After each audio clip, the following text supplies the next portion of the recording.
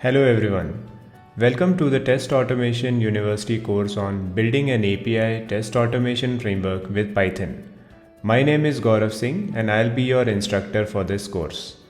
I go by Automation Hacks on Twitter or LinkedIn, and you could check out my blog on automationhacks.io.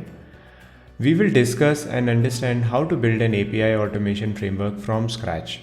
Here is an outline of what we would cover. We would understand how to set up Python and virtualenv on your Mac or Windows. We would understand how to make HTTP requests for all the common operations using Python requests. We would understand how to add fluent assertions in your framework using AssertPy, how to work with XML responses, how to work with JSON requests and responses for your framework. We would then dive deep into how you could create a response schema validation test using Cerberus.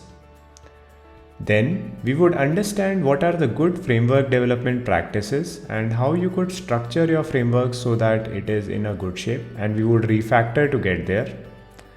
We would then integrate reporting into our solution using Report Portal. And finally, we would wrap this entire course by seeing how you could run your tests in parallel.